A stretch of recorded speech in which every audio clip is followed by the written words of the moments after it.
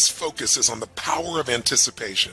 Look, if I could give you one competitive advantage in business, it would be to stop reacting and start anticipating.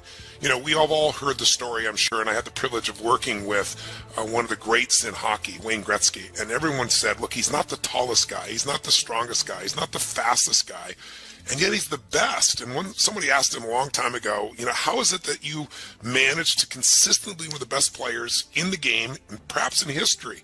And he was very, very calm about it and very humble, and he said, well, perhaps it's because I skate to where the puck is going, not where the puck is. The anticipation where the puck is going was his advantage. In business, the more you can anticipate what's happening with your clients, what's happening in the economy, what's happening with competition, the greater advantage that you have. And yet it's also an advantage in terms of understanding just stages of life. What's happening to you personally? What's happening to your family, to your kids? I always say that, look, leaders anticipate and losers always are in reaction. An example I often give is playing a video game against a child. I'm sure you've all been roped in at one point where you knew better, and maybe you gave a child a gift for Christmas or their birthday, and you're a mom, a dad, an aunt, or an uncle, and the young boy or girl says to you, oh, come play this game with me, uncle, mom, dad, whoever you are, and you say, no, I'm not good at it. And they go, no, it's really easy. Let me just show you. And they go and they pick up the gun and they kill like 10 guys in 10 seconds. And you go, heck, I could do this. They go, come on, join me. So you say, okay, I'm going to show this kid a thing or two. And what do? You get in there and bam, bam, bam. In 3 seconds, you're dead. And the child looks at you and says, that was very good. And then they go and shoot bam, ba bam, ba bam, ba bam, ba bam. And they go on for 45 minutes before they get knocked out of one turn. Now you're pissed. Now you're frustrated. Now you're going to show this kid. You're really determined. And what happens? You're dead in 5 seconds. And the kid goes on for another hour. You know the drill, right? We've all been there. So why does the child always win? Why? Is it because they're smarter, because they're quicker, because they're faster, because they're younger? No. It's because they know the road ahead. They know the road ahead because they played this game before. So they're not reacting, they're anticipating. They know the first bad guy is going to be on the left and up, and the next bad guy is going to be on the right and down. And so they can go there instantly without hesitancy instead of trying to react to a problem or a challenge that comes forward to them. And I really believe this is one of the greatest gifts you can give you in your life. So today, I'm going to talk with you here. I have a little session with you here on the power of anticipation, one of my power talks years ago. And, you know, if you think about it in business, those that anticipate, those that find that advantage, those are the people that completely dominate, right? It's another version to some extent of this idea of the blue ocean strategy, but in a different way. And if you will really anticipate, you're going to get a gigantic competitive advantage. So I want to talk with you about that. And by the way, I also want to point out to you in advance that some people anticipate for a period of time. I mentioned in this audio a little bit about the great advantage that Bill Gates created by his anticipation of where, you know, the personal computer market would go. But he stopped anticipating when it came to the web. That's why Google started to dominate at a higher level. Apple found its niche by anticipating. So that's what you're really looking for. And then to help you think about life differently, you know, many people try to think of anticipate tomorrow by looking at yesterday. And we're living at a time of geometric change. We know technology isn't just changing a little. We've hit that curve in the geometric growth where all of a sudden you have these giant transformations that occur. Over the next few 5, 10 years, 15 years, things are going to happen that look like magic. So I thought what we'd do is I asked Anna York to interview Martin Ford. Martin wrote the book, The Rise of the Robots, the technology and the threat of a jobless future. And what's really cool about this is, you know, everybody talks about they want things to be better, but nobody wants to change. And we're going to go through some major changes in our job market, in our technology, because not only are robots coming, this is not something 15, 20, 30 years from now. There's some coming right now, but the price point's going to be so low, it could give you a huge advantage in business if you understand what's coming. So enjoy the podcast and enjoy Martin Ford. But first, let's talk about some anticipation and its power in your own business and life. We live in a world where all business owners have to be able to run two businesses, the business you're in today and the business you're becoming. The world is changing constantly, and now more than ever, we need to be aware of new technology breakthroughs, new insights, and changes in culture and economics. The business leader who is constantly anticipating and looking at what's around the corner, rather than just running the business they're in now, is the one who will thrive and grow. And as the developed world stands at a unique moment in history, where technology is replacing more jobs than it creates, your ability to anticipate could make or break your business. The people in our society that have been able to anticipate certain trends are the people that are the best in the world at what they do, and they are incredibly successful and wealthy. A simple example of this would be Bill Gates. Here's a young man who's now the richest man in America. How'd he do it? Was he an absolute genius? Yes, he was very, very bright, but there are a lot of other people brighter than him when he went to Harvard. In fact, that's one of the things he was most frustrated with. He used to be king of the hill. He went to Harvard. He wasn't the best. But he did one thing better than anybody else. He anticipated the growth of an industry called personal computers and a specific need that this industry would have, basic software. And you know what? He even anticipated the best way to market it, that if he went out and tried to sell this himself, he would never succeed. Instead, he made a decision that has made him hundreds of millions of dollars a year and royalties ever since. He decided to give that technology to IBM and allow them to promote it as the industry standard. Anticipation. What if you could have anticipated the idea of using satellites like Ted Turner? What if you could have anticipated the change in eating habits in our nation, where people eat good food by choice, not because they're forced to or because they have to? They actually look forward to it. It's like their first step. What if you could have anticipated fat-free foods or yogurts? Just think about what you could have done with that. And you know what? If you look at some of the failures in your life, where have they come from? I would be willing to bet they came from your failure to anticipate. So how do you anticipate change on the horizon? By accepting new paradigms. Because in business, the psychology of a leader who resists a coming trend is capable of destroying everything he or she has built. What do we really need then to master this principle of anticipation? What do we need to do so we can utilize paradigm shifts to our advantage? The first thing we've got to do is adopt a new belief system. And that belief system is not only is change inevitable, but it is our advantage. The status quo is not to your advantage unless you're already on top and have mastered it for decades. Now, if you're one of those people, let me tell you your advantage. You're going to have to grow, which will make you happy, because you're not going to be happy just sitting on top doing nothing. But for most people in life, they're still pursuing a way to become better, more successful. And if the rules of the game are changing, it means, guess what? You are on an equal playing field with almost anybody else. I'll give you a fun example. I've been reading a lot of books recently because I really wanted to master this experience of anticipation. I wanted to make it more of a science. So one of the things I started doing is reading a lot of books forecasting the future. So I went back and I reread Megatrends from years ago, and then I read Megatrends 2000, and then I read some of Toffler's books, and then I read Joel Barker's book on Future Edge and managing the future. And as I started reading all these books, Faith Popcorn's book, obviously, The Popcorn Report. And what I decided to do is I thought, well, this is really wonderful. But what I'm doing here is I'm getting everybody else's view of the future, which is really valuable information. But I want to know, how are they predicting it? That was one of my major goals in meeting with some of these individuals personally. How are they predicting the future? In other words, in life, what I used to do is I say, who is really successful at something? Something I want to master. And then I go find out what they're doing that makes them successful. I do the same thing. I model their actions and I get very similar results. And it allowed me to save myself a tremendous amount of time. I compressed time by learning by their experience. But as the years went by, I drove my modeling a little deeper. And I started asking not only, okay, this person's getting a result. What are the actions getting that result? But I started going a step deeper and said, what are the organizing principles that are allowing them to know that these are the actions to take in the first place in order to get those results consistently? And I began to pursue organizing principles, which is, by the way, all Power Talk is about.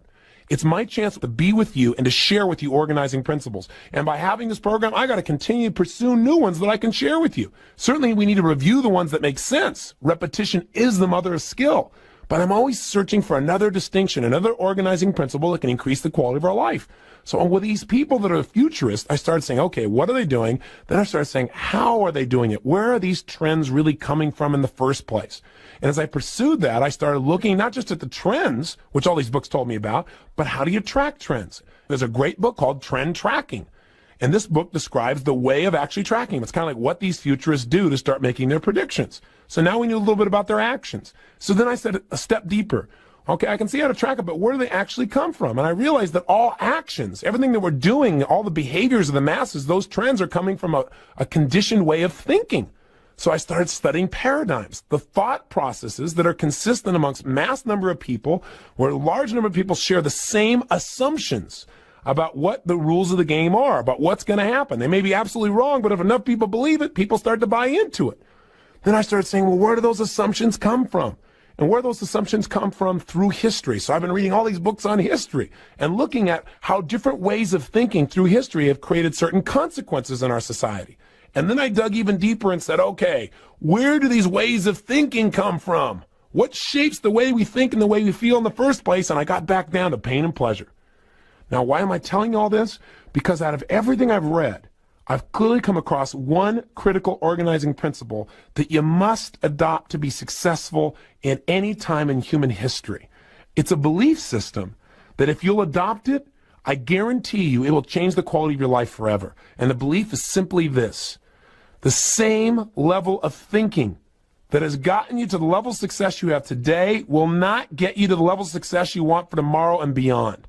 In other words, all that's worked for you up until now that you value so much may go out the window in a day. And you've got to not only know that, but anticipate that. And you say, well, that doesn't feel very good. I don't like thinking about everything I've done that works, may just go out the door tomorrow. I'm not saying it will, I'm saying it may, and you've got to be prepared for that. You can't be thinking because you're the best at what you do, you're always going to be the best at what you do just by making incremental improvements. Listen, if you worked in the carburetor industry, what happened? Here you were making the best carburetors in town. You were always making your carburetors better and better and better. And one day, guess what happened? Overnight, there were no more carburetors because they had a thing called fuel injection, which cut fuel usage from 1/3 to 2/3. Everybody needed one. Everybody wanted one. And all those skills that you'd honed for a lifetime were worthless. Or how about the vinyl record industry, where literally overnight it disappeared? Think about it. That's called a paradigm shift, where the rules of the game changed overnight. The rules of the game changed, the barriers changed, the approach changed, and you know what? There are brand new winners, and the people that used to be winners are now losers. This is very good news for you, because it means if you stay on the cutting edge, if you anticipate, there's always a way for you to make your fortune. There's always a way for you to be at the cutting edge. There's always a way to turn your company or your career in a whole new direction.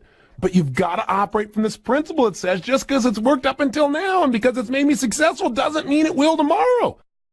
One of the most powerful triggers of change is new technology. Think about it. How fast did the movie rental industry change? Blockbuster is a thing of the past, and now Netflix is a household name. And consider a few other technology disruptors.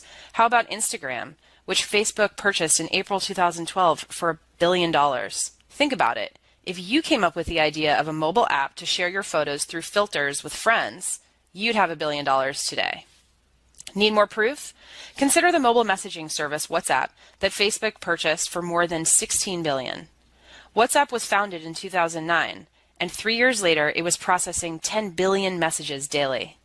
That's why participating in tech shifts, not just protecting yourself from them, can make way for your impact in the world and your fortune in business. I'm your host, Anna Jorg, and today we are going to be speaking with a veritable expert on some of the biggest upcoming changes in technology. Martin Ford, software entrepreneur and author of Rise of the Robots, Technology and the Threat of a Jobless Future, which just won the Financial Times and the McKinsey Business Book of the Year award. Martin, thanks for joining us, and congratulations on the success of your book. Well, thank you, and thanks for having me. Great. So I'd love to start off with just understanding what drove you to write this book. Why robots? Why did you think it was important to share this information now? Well, I've been running a small software company for quite a few years. I started it back in the mid-1990s, and I saw in my own little business the impact that this was having. Software used to be fairly labor-intensive in the sense that there was physical things to ship. There were CD-ROMs and manuals and all of that created work for typical people. But within just a few years, I saw all of that disappear, and now, of course, software is delivered electronically or it's hosted in the cloud. I mean, there really isn't anything tangible for people to deliver or produce. And as a result, there's a lot less work there, especially for typical people. And my sort of insight, I think, was that was a preview of what we're likely to see everywhere as artificial intelligence and robotics begins to kind of invade the whole economy, not just the technology sector. And that's really what motivated me to start thinking about this and writing about it. So you mentioned that you saw something happen over the past few years, and that's what drove you. How fast is this transition happening, right? So going into 2016 and beyond, do you see the pace accelerating, or do you think that it's just going to continue happening at the same pace that you've seen? In general, all of this technology is subject to an acceleration. It keeps moving faster and faster. And I think you see some evidence of that. You think for example, of self-driving cars, which just a few years ago no one could imagine. And now every single automotive manufacturing and a whole bunch of tech companies like Google and Uber and all the rest are doing research into this. And it looks like it's really going to happen probably within 10 or 20 years.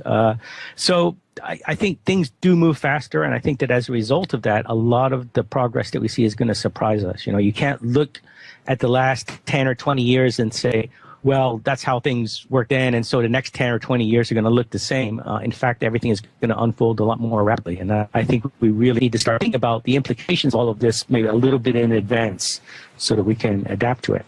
Right. So what about the sort of domestic versus international question? Because, you know, you're mentioning how robots, you know, they ultimately lower costs and increase efficiency. So the idea is, okay, maybe some of this manufacturing will, you know, move back to the U.S. How do you see that unfolding over the next few years? In general, this is a global trend. You know, it's going to impact every country in the world, including developing countries. We are seeing some manufacturing come back to the United States as a result of this. I mean, that sort of makes sense. If labor is going to become less important in the future, then obviously companies that build factories are going to be less concerned with building them in places where labor is cheap because it's not going to matter too much. And so they'll begin to look at other factors. For example, it will make sense to build factories close to markets or in a way that minimizes transportation costs and so forth. And so you are seeing some factories come back to the United States, especially in areas like the textile industry.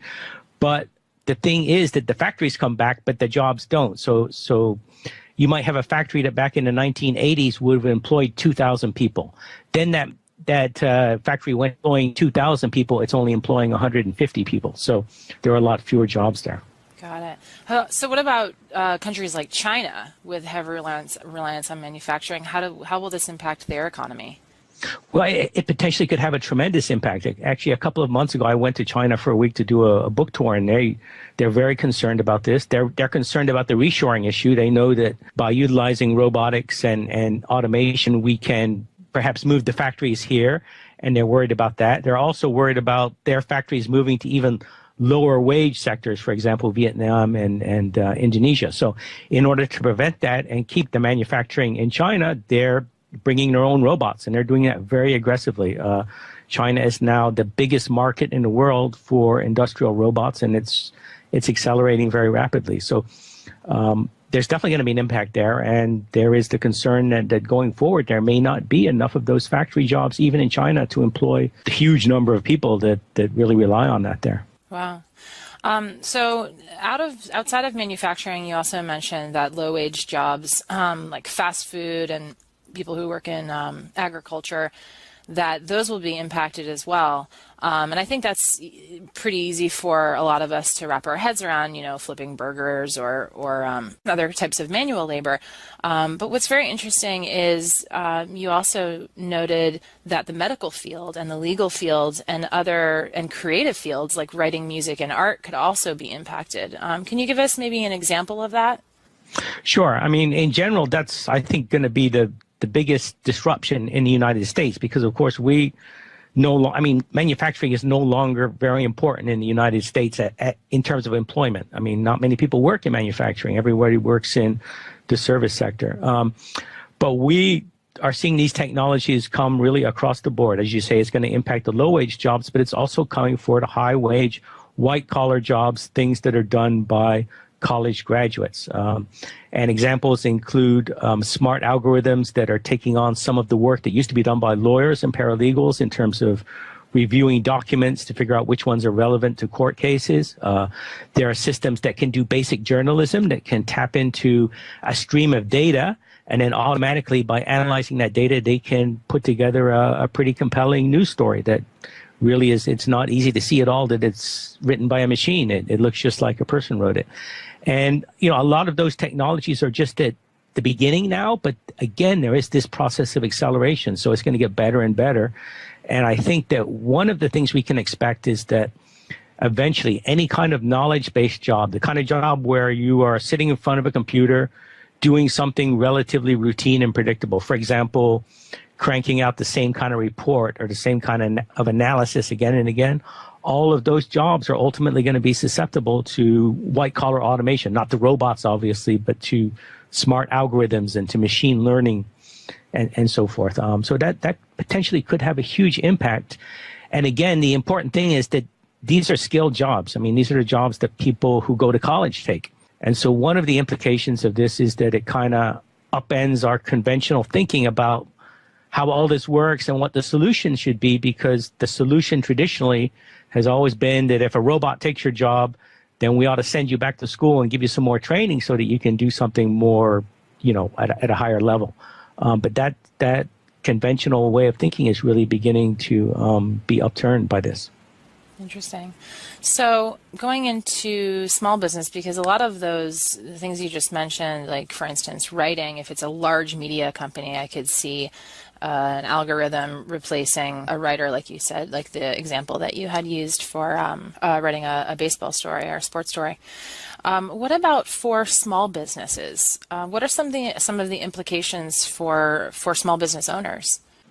Well, in general, this technology is going to become very widely distributed. I mean, traditionally, robots, of course, have been things in factories, and they've been things that only really big corporations with huge amounts of money can afford to buy. But that's changing rapidly. There are companies specifically focused on building much more affordable robots. An example is Rethink Robotics in Boston that builds the Baxter robot. I mean, that's, I think it's about $25,000. In other words, it costs less than it would cost to hire a person, and it's specifically intended to be accessible to smaller businesses. And you're going to see more and more of that as this develops. The same thing is true in terms of the impact on white collar jobs. We're seeing really just kind of a proliferation. So that instead of being these incredibly expensive enterprise software type things that only big corporations can afford, it's going to be apps. And it's going to be things that in some cases might be free, for small business to access, that they can begin to leverage in their businesses. And of course, that's a very positive story for many small businesses. It means there are going to be tools out there that you can utilize that will allow you to compete. But of course, it also means that the smaller businesses, which, everyone says are the primary engine of creating jobs in our economy, are likely to perhaps be less labor intensive going forward. And in fact, you already see evidence of that. It turns out that I saw a recent analysis that says that most small businesses that have been started are really just one person now. They don't really hire anyone else. It's really just self-employment, where it's one guy working and utilizing all of this technology that's out there to create a job for himself. And that's what it's going to look like more and more in the future. Wow. So what kind of skill set then would a small business owner need to equip him or herself with in order to leverage the technology, right? In other words, who's going to manage the robots? You definitely need to be technology savvy. I mean, you need to be aware of all these opportunities out there as they develop. You don't, I think, necessarily have to be a computer programmer, but you definitely need to be savvy and you need to be aware of it, and you need to be constantly tapped into what the opportunities are, because if you're not, your competitors will. I mean, I really think that artificial intelligence and robotics are going to be one of the primary drivers that are going to just upend the competitive dynamic for businesses of all sizes. It's going to become just a hugely important parameter on which businesses of all kinds compete. And you already see that with big tech companies like Google and Facebook. They're like in a talent war right now to get the best people in artificial intelligence because it's become something that is just central to the way they compete. But that eventually is going to scale out everywhere, and it's going to be like that for even the smallest businesses. So, I mean, the message is that you've got to be aware of this, and you've got to be, at the leading edge of this if you want to remain competitive in the future. Yeah, great. So, is there anything else, anything outside of some of the concepts in the book, any recent observations that you've had that you want to share?